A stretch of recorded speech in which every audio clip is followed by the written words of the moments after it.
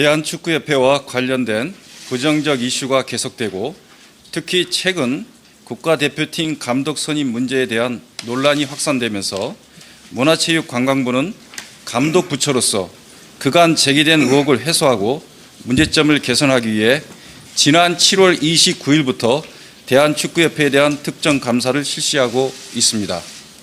이번 감사의 범위는 클린스만 및 홍명보 국가대표팀 감독 선임 과정, 비리 축구인 기습 사면과 철회, 천안 축구 종합센터 건립 관련 보조금 집행 및 차입금 실행, 지도자 자격 관리 및 기타 운영 관련 사항입니다.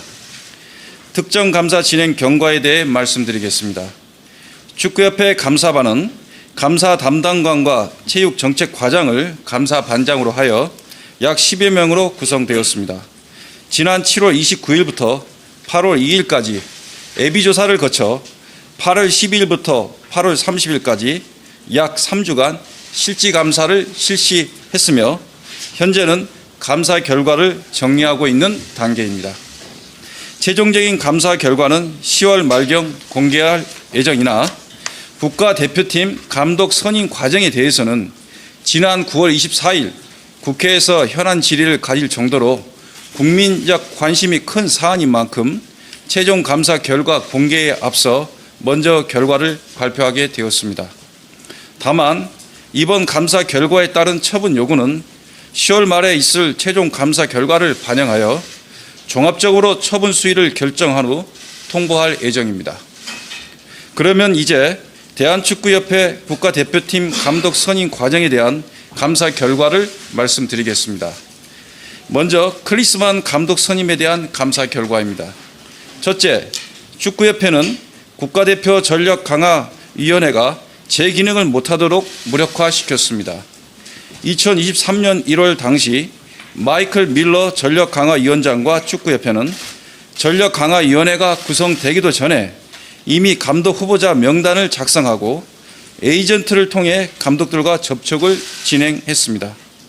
또한 전력 강화 위원들은 첫 번째 전력 강화 위원회 회의에서 위원회들의 권한을 밀러 위원장에게 위임해 주도록 축구협회로부터 요청받았으며 두 번째 회의에서는 클린스만이 감독으로 선임됐다는 결과를 통보받았습니다. 둘째, 감독 추천 권한이 없는 정몽규 회장이 클린스만을 포함한 최종 감독 후보자 2명에 대해 최종 2차 면접을 진행했습니다. 축구 국가대표팀 운영 규정에 따르면 국가대표팀 감독은 전력강화위원회 추천으로 이사회가 선임한다고 규정되어 있습니다. 이에 따라 전력강화위원회는 감독 후보자들에 대해 면접 및 평가 등의 절차를 진행하고 여러 논의를 거쳐 감독 후보자를 추천하게 됩니다.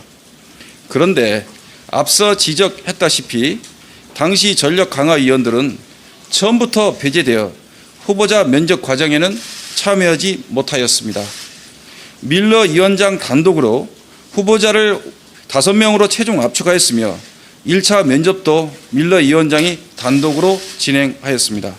그런데 클린스만을 포함한 최종 1, 2순위 후보자에 대한 2차 최종 면접은 회장의 요청으로 직접 진행한 것으로 확인되었습니다. 축구협회는 회장의 권한 없는 2차 면접을 문제 삼기 전까지는 언론을 통해 클린스만 감독 선임 시 복수의 외국인 감독을 상대로 1, 2차 화상 면접을 진행했다고 하다가 2차 면접의 주체를 문제 삼자 다시 말을 바꾸어 회장이 1, 2순위 감독 후보자와 화상 미팅을 한 것은 면접이 아닌 의견 청취를 위한 면담이었고 후보자 선정을 위한 절차가 아니었기 때문에 별다른 기록을 남기지 않았다고 주장하고 있습니다. 셋째, 이사회 선임 절차를 누락하였습니다.